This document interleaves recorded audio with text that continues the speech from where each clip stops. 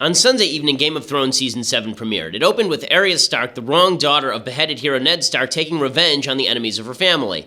This led Neera Tanden, the president of Center for American Progress, to tweet, quote, "Arya Stark is the flag for the resistance? Who's with me?" Tanden is a former policy director for President Obama. There are two rather large problems with using Arya Stark as a banner for resistance. First, Arya Stark is an assassin. Yes, she's a fantastic character. She's fun to watch. She also goes around killing leaders. In fact, spoiler alert, she says midway through Season 7 she's going to kill somebody who is in a position of power. So, if the Democrats are attempting to tamp down the violent rhetoric, they're not doing a very good job of it. Second, Democrats keep searching for fictional counterparts for their current situation. First, they cited The Handmaid's Tale as a sort of apocalyptic vision of the Trump era. Now they're moving on to Game of Thrones. The only common theme seems to be that if a show is prominent, it must be a metaphor for Trump's America. But Democrats' entire problem is their failure to live in reality. They seem to believe the more they retreat to fantasy, the better off they'll be. But it was their lack of on-the-ground realism that cost them the 2016 election, and their embrace of the enormous fiction of intersectionality that continues to cost them credibility. Still, Democrats search for a message, and the only message they seem to be able to unify around is that of resistance, even though they can't even explain what they would do if they achieved power. I'm Ben Shapiro. This is The Ben Shapiro Show.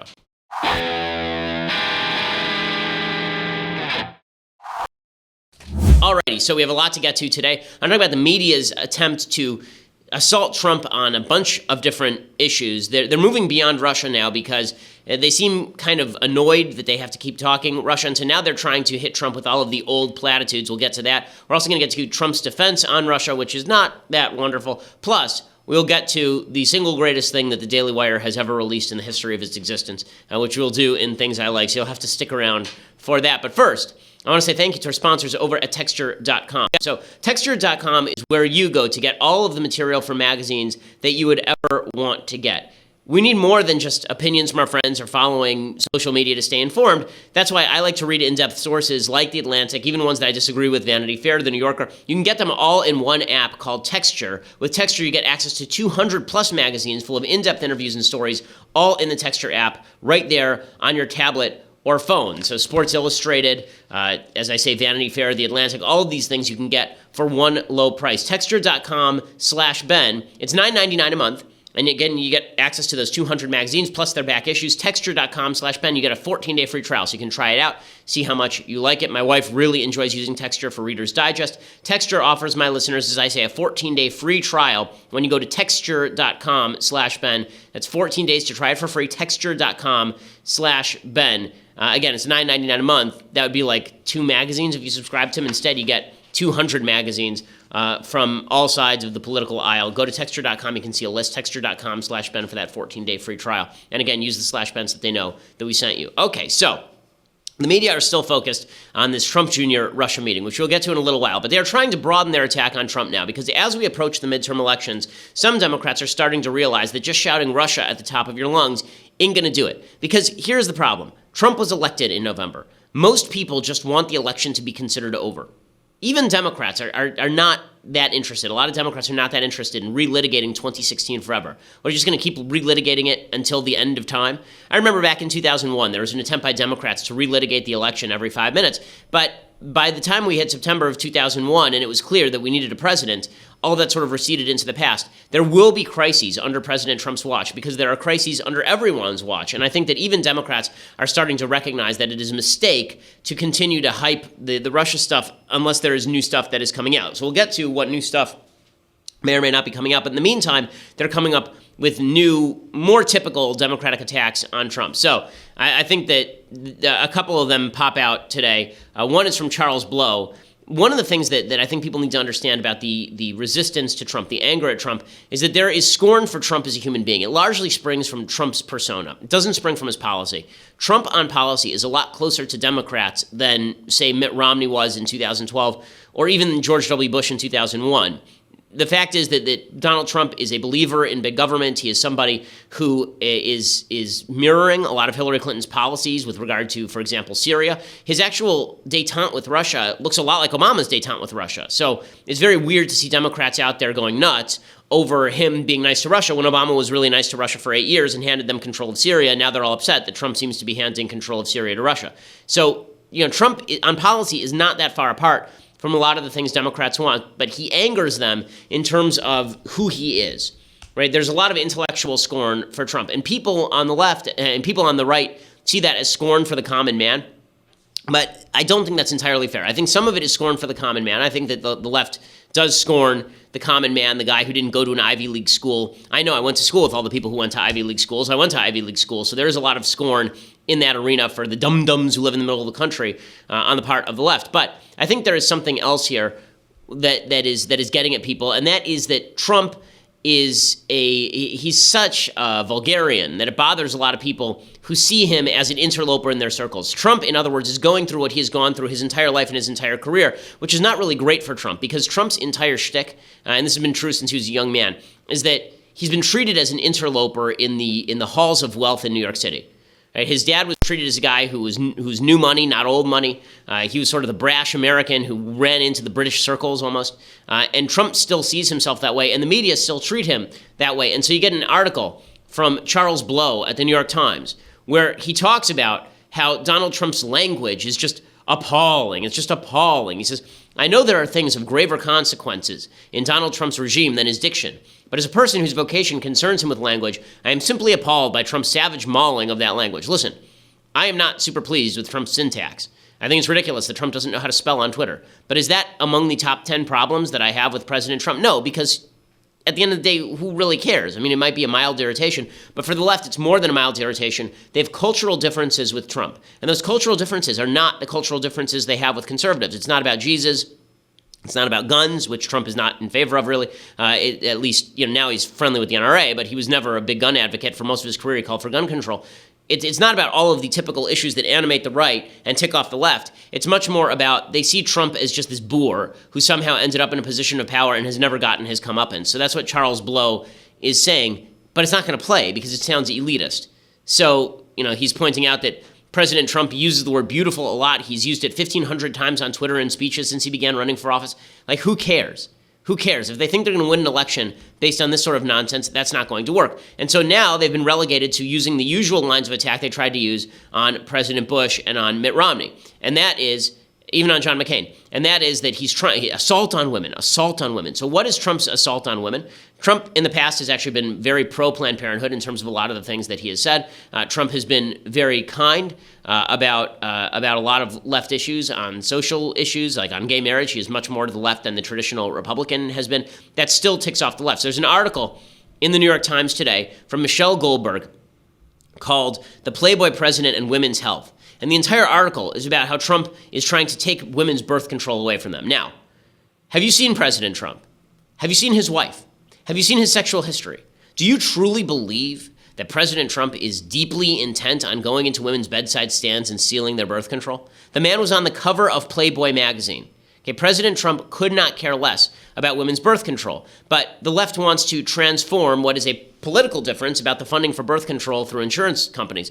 They want to transform that into something else. They want to transform that into he personally hates women. Even more than Bush. Bush was driven by the issues, but Trump, he's just driven by scorn for women. And so Michelle Goldberg writes at the end of her article, again, it's this contempt for his character. This cumulative attack on women's ability to control their reproductive lives would be infuriating, no matter who presided over it. But there's an extra shudder of degradation in losing reproductive rights at the hands of a lubricious playboy like Mr. Trump. Unlike longtime anti-abortion activists, Mr. Trump doesn't bother pretending he's acting in women's best interest. Hence his frank admission during a town hall meeting last year that if abortion were banned, women having abortions would have to be subject to some form of punishment. There's no veneer in this administration of compassionate conservatism or promoting a culture of life. There's simply power and convenience. Mr. Trump doesn't care about women's health or rights, and it's easy to outsource policy to the activists of the religious right who helped elect him. When you're the president, they let you do it. Of course, that's a reference to the infamous P-word tape, right? So this idea is that Trump is a uniquely bad person. So it's not just that Trump is a Republican and we hate Republicans. It's that he's a uniquely bad person. Jumping on the train about all of this is Joe Scarborough. So Scarborough, who spent an enormous amount of time in the primaries promoting President Trump, has now written an op-ed in which he talks about why he's leaving the Republican Party. And in this op-ed, he says, I did not leave the Republican Party. The Republican Party left its senses. The political movement that once stood athwart history, resisting bloated government and military adventurism, has been reduced to an amalgam of talk radio resentments. It's a pretty remarkable statement. First of all, Trump himself is against military adventurism. He's much more of an isolationist than he is a neoconservative. As far as bloated government, Trump may like bloated government, but he hasn't been able to actually implement any of it. In fact, the only major accomplishment of his administration, except for Judge Gorsuch, is the paring back of regulations under his secretaries, under the Health and Human Service Secretary and under the EPA Secretary. It's this idea that Trump is some sort of vast break from Republican precedent in terms of policy is silly. Again, it keeps coming back to character. People on the left do not like Donald Trump because of character. There are a lot of people on the right who don't like Donald Trump because of character. I don't like Donald Trump's character. But the attempt to suggest that he is of a different kind in policy because of his character is silly. I think you can make good arguments about Trump's character, whether he is going to be a good president because of his character, whether he is capable of fulfilling the expectations of the American people because of his character, whether he is too knee-jerk, whether he doesn't study the issues, right? These are all criticisms that I've made of President Trump. But what the left is trying to do is they are trying to say that his character is his policy, and that is not true. They're trying to suggest that his policy is way out. His policy is super crazy, right? That's just not the case. I mean, Scarborough, of all people, should be talking, considering that he spent an enormous amount of time during the primaries pushing Trump in spite of and because of his various heresies on Republican policy. Remember, Trump did not run as a traditional Republican. So now the left is sort of at a loss of what to do with Trump. And so they're trying to go back to the same playbook. They're trying to pretend that Donald Trump is a traditional Republican, except for worse.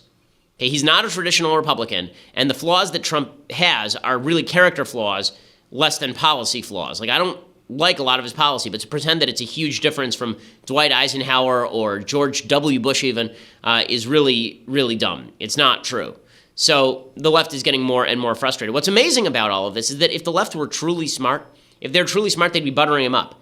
Because the truth is, right now, they're in sort of a weird situation. They're trying to present Trump as a unique threat to the American Republic. There are two ways to do that: to say that his character makes him a threat to the American Republic, and to say that his policy makes him a threat to the American Republic. The truth is, neither one is a threat to the American Republic. I think that his character is a threat to the character of conservatives who decide to shy off his bad behavior, but I don't think that his politics are a threat to the nature of the Republic. For all the talk about him being a fascist, that has not materialized. In fact, the Democrats are stuck between a rock and a hard place because on the one hand, they want to claim that he's a unique threat, and on the other hand, they have to recognize that nothing is actually getting done. So if he's that unique a threat, then why aren't things getting done? Al Gore is out there openly saying Trump isn't getting anything done. So, okay, if that's the case, then why are you all so upset, gang? You've spent half your life in politics, some of it at the highest levels. Second highest level. Second highest level, excuse me, Mr. Vice President, that's right. What do you make of this young administration so far? Every day it's another set of tweets and another set of controversies, and they're not getting anything done. His biggest worry was what might be undone if Mr. Trump kept his campaign promise to pull out of the Paris Accord. He tried more than once to change Mr. Trump's mind, even visiting him at Trump Tower before the inauguration. Did you find him receptive, Mr. Trump, to your argument? I found him attentive, and you can misinterpret that for being receptive. But yes, I did think that there was a real chance that he would come to his senses on this. But in June, this happened. The United States will withdraw from the Paris Climate Accord. Okay, so Al Gore is saying that he's a unique threat, but at the same time he's not getting anything done, and it's sort of a weird situation that Democrats are now in. So because nothing is happening, they don't have a point of attack on Trump, and so they're forced to go to the well with these old attacks on, he's trying to take your birth control, or he hates women, or he's attempting to destroy healthcare. Right? These are all old attacks, and they're not going to work on President Trump. Now, what is a problem for President Trump is that his own Congress is deeply unpopular. So right now, Trump's approval rating in the counties that he won from Obama is at about 50%. That is not high enough to maintain a congressional majority. There was about 61% in those counties in the last election cycle. He's now at about 50%. That does not look good for President Trump, which means that Congress is going to have to fulfill its. This is sort of the funny thing. While the Democrats are focused on President Trump because President Trump gives them a unified message, the Republicans in Congress would be a much richer target for them because the fact is that even Trump supporters don't like Congress. Even Trump's most ardent supporters look at Congress and say these people don't know what they're doing. Now, the irony of the situation is that one of the reasons they don't know what they're doing is because the Trump administration has not given them any guidance. So Republican incompetence the leading edge of the spear. I mean, not to give Democrats advice, but if you're going to run in 2018 on a winning platform, the winning platform shouldn't be the Democrats that Republicans are malevolent per se, because I don't know how well it's going to work. The winning I mean, Hillary tried that. The winning platform should be these people are wildly incompetent and you should never trust them with power. And they should be using the Obamacare debacle as an example of that. So the Republicans keep running directly into the teeth of the Democratic attacks on this, and the Democrats don't even notice. Tom Price, who's the Health and Human Services Secretary, he was on the TV shows on Sunday. I believe this is on CNN or ABC rather. And here is Tom Price trying to explain why Trump Care is going to work. By the way, Trump Care, the vote has now been delayed because John McCain is been at the hospital, and they're trying to delay it until he gets back. It's a very, very close vote. Here is Tom Price trying to explain why it's going to be a good plan. What did they have to say about this new idea, this latest installment in the bill, to give more power to the states? Well, what their concerns are, obviously, and what our concerns are, is to make certain that every single American has access to the kind of coverage that they want for themselves and for their families. And the bill has changed significantly so that we believe that there is significant opportunity for that goal to be accomplished.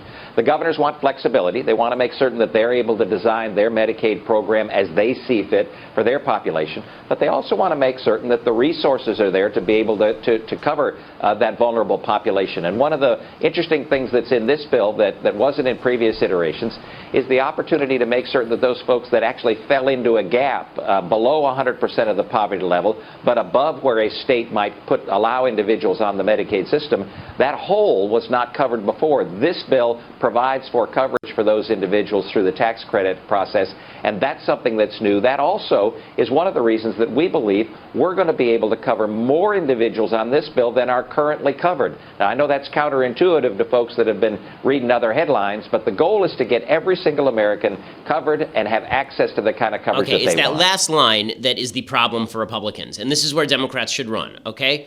The Republicans keep saying that Trump Care is going to cover more people. They are using a Democrat metric. Okay, the metric for healthcare success should not be the number of people covered. You could cover everyone right now if you just made everyone eligible for Medicaid. But Medicaid doesn't actually increase medical outcomes. It doesn't make them better. The fact is the number of people covered is not nearly as important as the outcome of medical care. What you need is more medical care and more access to medical care, not health insurance that doesn't actually cover the people that you want. Right, but Republicans are now using Democratic metrics for all of this, and this is the problem, because on the one hand, what that means is that you're splitting the Republican base. On the one hand, you have people like me who say free markets are the best, and you don't need everyone covered. People get to make their own decisions about whether they want coverage or not. That's people like Rand Paul, and I think Rand Paul is exactly correct on this. Here's the senator from Kentucky. Whenever it comes up, whenever Senator McCain is in good health and comes back, does Senate Majority Leader McConnell have the votes to pass this revised bill? You know, I don't think right now he does. And the real problem we have is, we won 4 elections on repealing Obamacare, but this bill keeps most of the Obamacare taxes, keeps most of the regulations, keeps most of the subsidies, and creates something that Republicans have never been for, and that's a giant insurance bailout super fund. That's not a Republican idea to give taxpayer money to a private industry that already makes $15 billion in profit. Okay, so Rand Paul is exactly correct. And on the right, we're saying, okay, we need less regulation, less subsidy. But if you make your goal covering everyone through health insurance, no matter the quality of the health insurance, no matter whether they can keep their doctor, no matter whether it makes the life outcomes better, notice, life expectancy in the United States dropped for the first time in decades last year under Obamacare. So this idea that Obamacare is the cure-all is just ridiculous. But if you use Obamacare's metric as a metric of success, you're bound to lose the right, which doesn't agree with the metric, and you're bound to lose the left in the Republican caucus, which says, okay, why don't we just keep Obamacare, and then everybody will be covered, right? Here's Susan Collins of the left part of the Republican caucus making that case. Do you think that the bill will pass, or do you think there are enough other wavering Republicans that it will not? There are about 8 to 10 Republican senators who have serious concerns about this bill. And so at the end of the day, I don't know whether it will pass.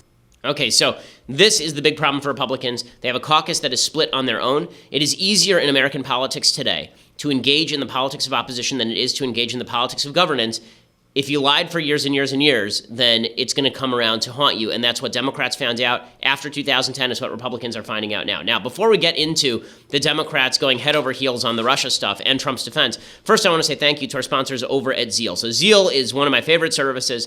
This is a massage on demand company. Okay, so what they do is you go to Zeal, their app, you can schedule a massage at your house. They bring the table, they're all licensed masseuses, they bring the oils, they bring the music, the whole deal. It is a fantastic gift for a wife, for a husband, for a parent. It's just a great gift. Zeal, ZEEL.com, at Zeal's iPhone or Android app, and then you make sure to click add promo code at checkout. Use my promo code Ben, you get $25 off your first in-home on-demand massage. The first time we used it, I was supposed to get the massage. My mother-in-law was in town. We gave it to her instead, and it definitely made our relationship better. I've given it to my wife. We've done it for my sister. Done it for both my parents.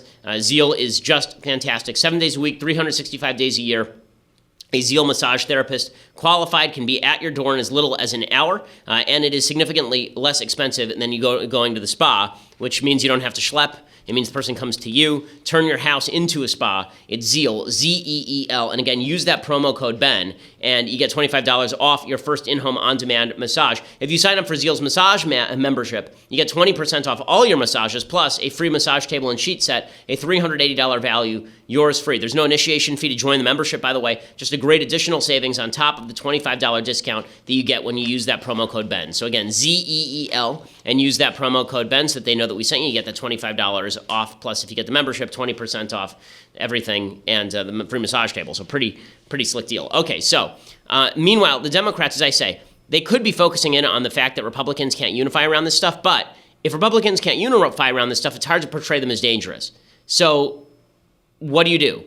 Right? If you're the Democrats and you can't portray the Republicans as super competent and highly dangerous, and you also can't portray them as so incompetent they're going to break the system, what do you do? And the answer is you go to ancillary issues. You look for some sort of conspiracy theory with which to hammer them. You look for some sort of evil action that you can latch onto. You paint Trump as an outlier. Something deeply evil has happened here. And this is why the Democrats are so obsessed with Russia. Not only because they want to overturn the election, not only because they have cultural scorn for President Trump, but also because they do not have a point of unity, because the Republicans are not offering them a point of unity. So Republicans are not fulfilling their campaign promises. They're not getting anything done, but they're also not offering them a point to run on. So inaction is actually the enemy of the Democrats here. If you're a Democrat, what you want is for Republicans to pass this Trump care bill so that you can run against the Trump care bill and say that Republicans just ruined your health care. But that is stalled right now. So instead, Democrats are now looking into ancillary issues. So we'll get to all of that in just a second. But for that, you have to go over to dailywire.com. We'll talk about Trump's defense against the Russia charges. We'll also talk about some things I like, and epic things I like today. Just an amazing thing. If you didn't see it yesterday, we released it, but it's really great. You're going to have to see it. It's a Game of Thrones tribute. You'll have to see it in things I like. But if you go over and subscribe at dailywire.com, you can watch the rest of the show. You sort of have to see it to appreciate it. For those who don't know, this show is a video show. So if you're just listening, then you should go over to dailywire.com. You can subscribe and you can watch the entire show on video. If you're already watching us over at Facebook, then as you know, the video cuts off after 15 minutes, but you can watch the rest of us live over at dailywire.com. You can watch the whole show live when you subscribe. For $9.99 a month, you also get Andrew Klavan's show video live. You get to be part of his mailbag, be part of my mailbag. Michael Knowles, God help us, has a show coming out, and so you'll be able to watch that as well. Plus, if you get the annual subscription for $99, you get this unbelievable, magnificent, I mean, it just will make your life greater in every possible way. Tumblr, Leftist Tears, Hot or Cold. It says it right upon it in beautiful silver lettering. Dishwasher safe, incredible, makes julienne fries, just spectacular. So go over to dailywire.com, get that annual subscription, and you get this tumbler. We call it a tumbler because otherwise Steven Crowder sues us. This tumbler is fantastic, though. It is great, high quality and magnificent, made of gold. It's not made of gold, but it should be. Okay, so it shouldn't. Gold tastes bad if you use it as utensil. In any case, go over to dailywire.com and subscribe. Or if you just want to listen later, go to iTunes or SoundCloud, and you can listen and leave us a review. We always appreciate it. We are the largest conservative podcast in the nation.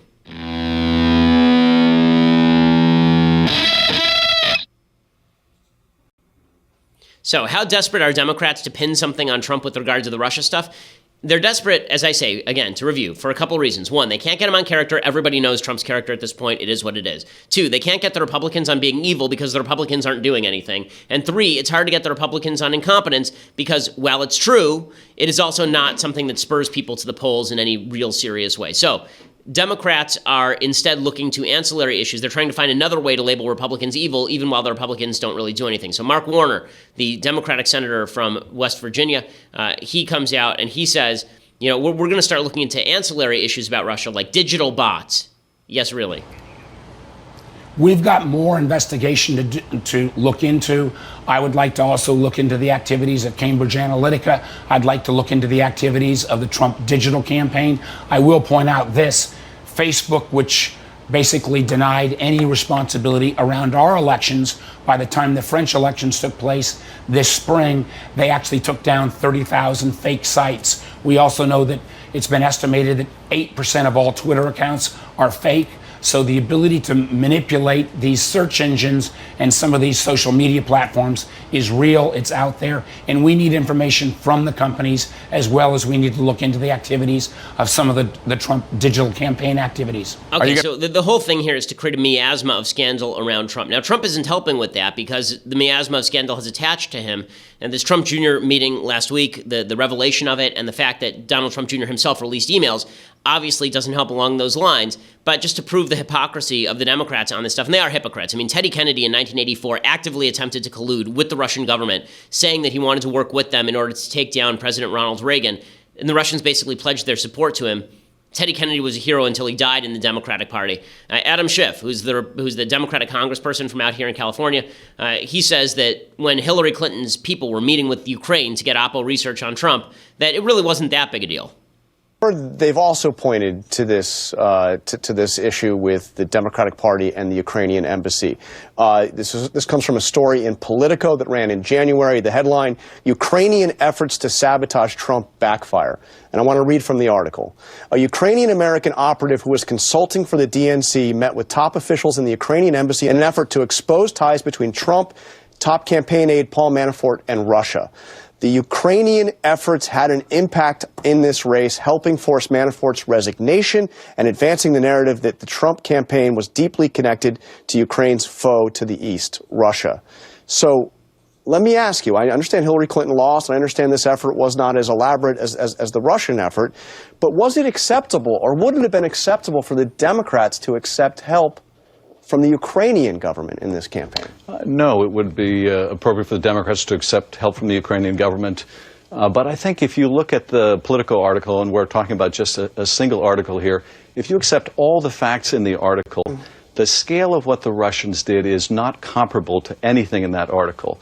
If it were, the comparable analogy would be that the Ukrainian president directed the Ukrainian intelligence agencies to hack Donald Trump's campaign, steal emails, publish them, direct to the social media. Okay, again, this is ignoring the issue, right? I mean, the fact is you're either colluding with a foreign government in affecting the election or you're not. Now, I think the clearer line of demarcation is that the Ukrainian government is allied with the United States government, whereas the Russian government is at odds with the American government. But it's hard for Democrats to make that case, considering that they were considering Vladimir Putin an ally until 7 minutes ago. I mean, until the election cycle, Vladimir Putin was their bestest friend. So Democrats continue to reach with this. Now, the Trump campaign, the Trump administration has a series of defenses they could use for all of this. They could say, number one, Bob Mueller is already investigating this stuff. Whatever will come out will come out. Number two, they could say this has all been overblown. Everybody is making a fuss over something that really is not that big a deal. Number three, they could say Democrats are hypocrites, which is true. It doesn't excuse our behavior, but for Democrats to complain about it is pretty ridiculous. All of these things are true.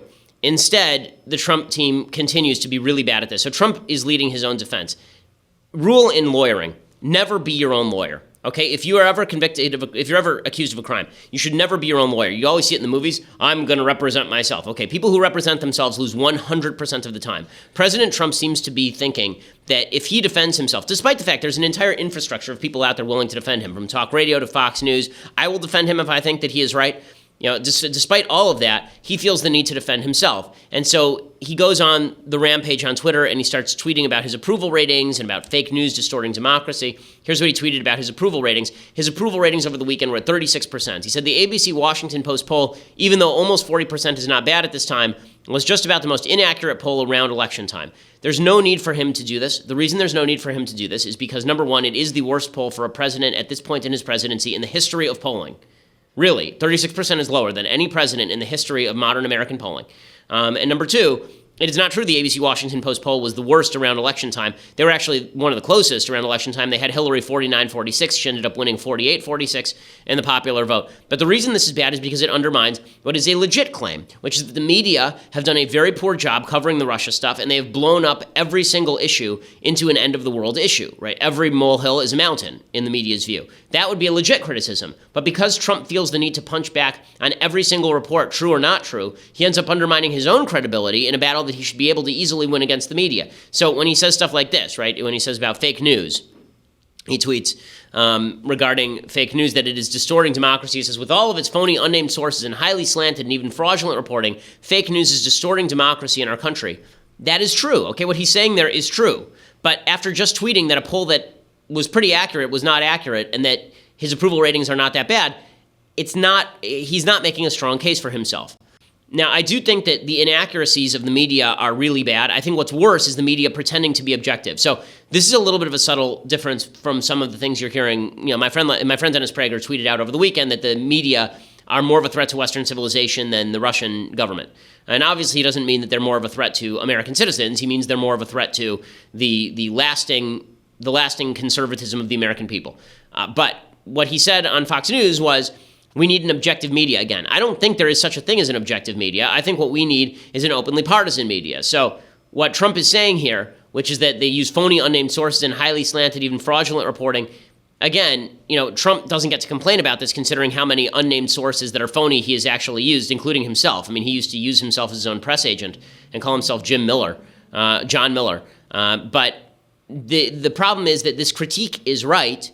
It would be a correct critique if you are honest. Honest people can make this critique. People who tend to fib cannot make this critique about the news media. So that undercuts attack line number one by Trump. Attack line number two is just, I don't know if this was designed to help Trump, but it really hurts him, actually. Jay Sekulow is Trump's lawyer, and he's on ABC News this week, and he is asked about this Trump Jr. Russia meeting, and here's what he had to say. Well, I've wondered why the Secret Service, if this was nefarious, why did the Secret Service allow these people in? The president had Secret Service protection at that point. That raised a question with me. Okay, again, this is a bad line of defense because then the Secret Service comes out and they say, well, he wasn't even under protection at the time. Right? He hadn't even won the primaries yet, so he didn't even have Secret Service at the time. Second of all, Secret Service doesn't vet meetings with the president. They vet it for security reasons, but they don't vet it for national security reasons. Right? If you decide that you're going to collude, like they want to make sure that Trump doesn't get shot or his campaign members don't get shot, but Secret Service's job is not to vet people who meet with the president of the United States. That's a silly line of defense and a weak line of defense. And here's the problem. The weaker the line of defense for the Trump administration, the more people are going to want to dig. And then you finally get to defense number three. And I think this is the one that the Republicans ought to avoid but are going to embrace. I think that we are moments away from the Republicans embracing this defense full scale. Jeanine Pirro, Judge Jeanine on Fox News, she represents the same sort of id that Donald Trump represents in the conservative movement in the Republican Party. She's sort of the headline version of conservatism. She'll say things that are inflammatory and outrageous sometimes, but I think that her head is where a large segment of the Republican base is. And here's what she had to say about this Trump Jr. Russia meeting. As someone who's run for office 5 times, if the devil called me and said he wanted to set up a meeting to give me opposition research on my opponent, I'd be on the first trolley to hell to get it. And any politician who tells you otherwise is a bald-faced liar. Okay, so this is the new politics, right? Donald Trump tweeted the exact same thing this morning. He tweets, most politicians would have gone to a meeting like the one Don Jr. attended in order to get info on an opponent. That's politics. Okay, well, that is, I think, how many people perceive American politics, but this is one of the problems with pop culture and media generally. It is true that politicians are corrupt. It is true that politicians are dirty and play dirty. It is not true that everybody in the United States who's running for politics would meet with a foreign government to get opposition research on their opponent. Not when there was a basic expectation of a quid pro quo. If you're meeting with the Russian government, the idea there's no quid pro quo expected is relatively silly. But the American people have a perception of politics that it is ultimately dirty. They think that American politics is House of Cards. Trump is not a government guy. So it's not as though Trump has spent his entire life dealing with people in government. You know, whenever Trump talks about his fellows in government, I had the same problem with John McCain about campaign finance reform. He'd constantly say, we need campaign finance reform because everybody in politics is corrupt. And I just wanted to ask him one question. Okay, John, have you ever been bribed by a corporation? What makes you think you're so much more honest than everybody else in your profession? And the same thing I would ask of Jeanine Pirro or of Trump, which is, okay, you know, you think you're honest, but why are you more honest than anybody else? I guess the argument here is that they shouldn't be honest, that nobody should be honest in politics, that we should live down to our worst expectation of politics. If that's the case, then we are on a fast road here. We are on a fast road to something quite terrible. I do think that people revel in the dirty of it. I think people on our side, both sides, I don't want to say just our side, I think people on both sides revel in the breaking the rules of it, in the hard-nosed of it, as I talked about last week. But I don't think that that's a good thing. I think that good people try to tailor the means they use to the ends they seek to achieve. They don't revel in the means just because it's fun to use the means. And I think that's sort of where we're going with all this. Now, again, does any of this mean that anything deeply nefarious was done? No. I mean, again, I'm not somebody who thinks that it's good that Donald Trump did this, but I'm failing to see the quid pro quo. I don't see what the pro quo is. I don't see how Trump has paid off Russia, per se, yet. I'm still open to evidence, but I haven't seen that. I don't know exactly even how the collusion was done during the campaign. As I said last week, there's a lot of talk about collusion, but I don't know what that collusion looks like. It looks a lot more to me like the media are trying to seize on talk of collusion and have been for 6 months. Now they have a bone they can actually gnaw on, and that's Trump Jr.'s fault, and that's Trump's fault. And it may in fact come out that Trump was knowledgeable about this meeting, in which case they shouldn't have been denying things, right? The cover-up is always worse than the crime. But I'm skeptical that any of this takes Trump down, and I'm skeptical the American people care all that much other than the general miasma that Trump is corrupt in some bizarre way. Okay, time for some things I like and then some things that I hate. So, things that I like. We did this last week. We all got very enthusiastic about the Game of Thrones season premiere that happened last night, and which I thought was slow but had a couple of great things in it. There are really 3 great moments, right? There's one there's one having to do with the Hound.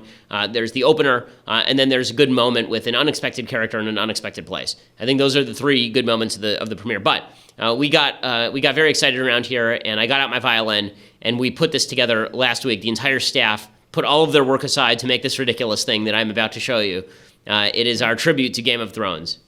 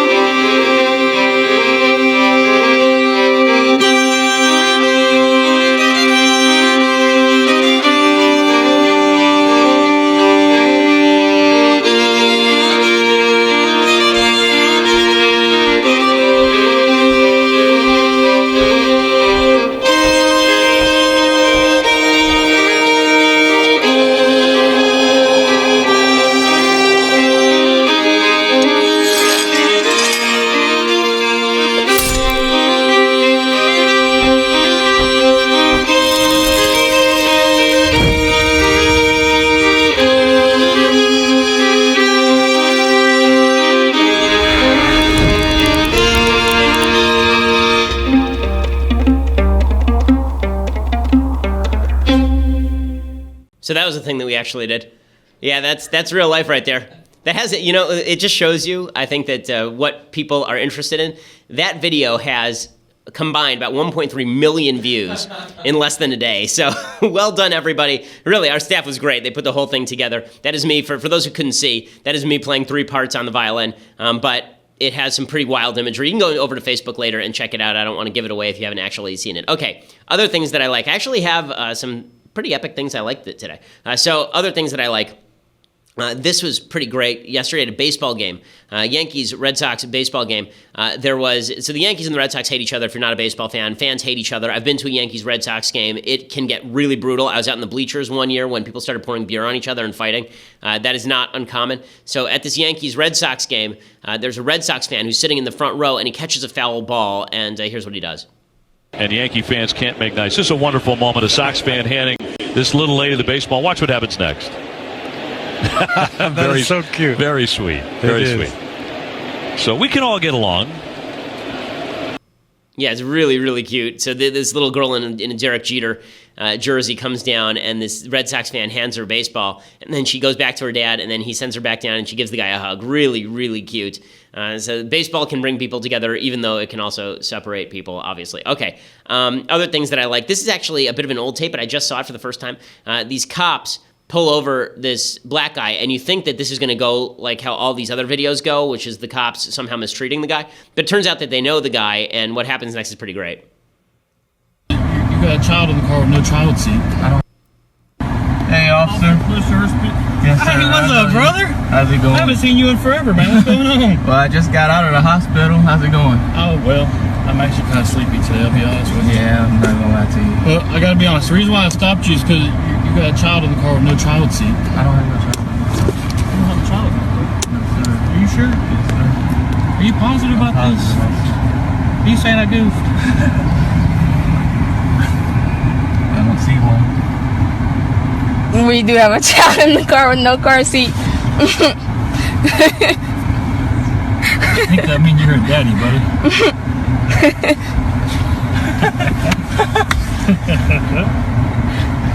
Now, I'm just going to tell you now, Todd is a great name. That's the name of the officer. Awesome. This is awesome. Open?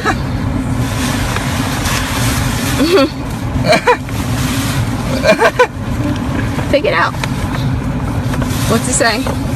Dad, see you on your birthday. Doing your birthday. Are you kidding me? Do on your birthday? Yeah. Keep going.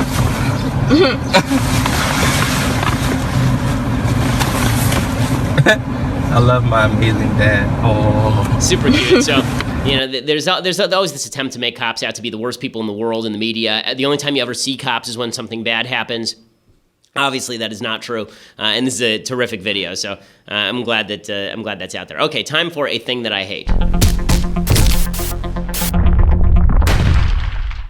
Okay, so I've been friends with Ann Coulter for a very long time. I mean, I've been friends with Ann since I was like 16 years old, 17 years old, and she's always been very nice to me. We've been very friendly. We've gone out to dinner many times. I don't know what the hell happened on Delta Airlines, but I think this is totally inappropriate. So I've been in situations, I was in a situation with American Airlines a couple of years ago where I was supposed to fly in for a speech, and they canceled my flight. It was set for like 2 hours before the speech. They canceled the flight. Then I could have gotten on the follow-up and maybe made it to the speech on time.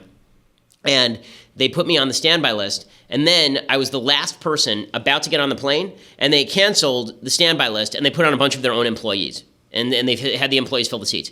I was ticked, and I tweeted about how ticked I was at American Airlines. At no point did I ever attack the actual employees who were standing in front of me. At no point did I take their pictures or suggest or put out their names or suggest that they were the bad guys. I attacked the airline because it's the stupid airline policy that sucks, right? It's not the fault of the employees. These are people who are just going about their daily business.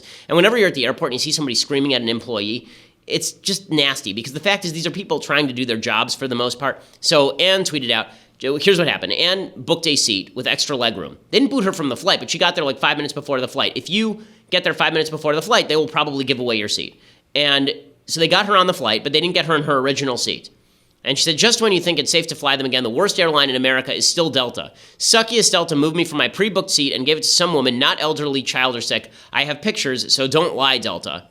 And then she continued along these lines, and she tweeted out a picture of the actual woman sitting in her seat, whose fault it is not. Right? Okay, it's fussy. I think we could all. Delta eventually tweeted back at her. They said, well, we're sorry you did not receive the preferred seat you paid for, and we'll refund your $30. Additionally, your insults about our other customers and employees are unacceptable and unnecessary. again, I'm friends with Ann, but I can't blame Delta here. I really can't. I mean, if you're tweeting out photos of other passengers who haven't done anything wrong, or if you're directly attacking the employees, I have a problem with this. I think that it's not only is it not nice, it makes for a worse country. I think it just makes for a worse environment in which we live. We have to understand and give each other the benefit of the doubt that we're all trying to do a job. And I don't think that it's the Delta employee. Like, she's suggesting that it was some sort of anti-conservative bias. Maybe she just showed up late for a flight and they gave away her $30. She said that it cost her $10,000 because of all the time it took for her to book stuff. Okay, I'm sorry, no. Okay, first of all, I'm sure Ann has an assistant. If she doesn't, she should get one, because if she's still booking her own flights, then she's wasting her time. But I think that it's easy for those of us who have some level of fame and prominence to start treating people badly who are in positions that are less well paid, less famous. And I just don't, as a conservative and as a religious person, I'm just not a fan. I think you can rip the airline up and down. I don't care if like she says, Delta Mata, how can we make your flight more uncomfortable? See, that's fine with me. I don't care. Like, if you want to rip Delta for doing it, that's fine. But taking pictures of the people on the flight, which is what she did, and then ripping the staff at Delta as though it's the staff's fault. Again, unless she has evidence of that, it's not my cup of tea. I'm not a big fan. You see this from right and left. It's not a right-left issue, right? I mean, there are people on the left who have done this as well, very famously, and everybody needs to calm the hell down when it comes to travel. Okay, so we'll be back here tomorrow. Hopefully, the news will be better. I'd like to see. It's supposed to be Make America Work Again week, so hopefully President Trump will stay on message this week, and it won't just be more Russia talk. But all of that depends on what happens today. So we will see. I'm Ben Shapiro. This is the Ben Shapiro Show.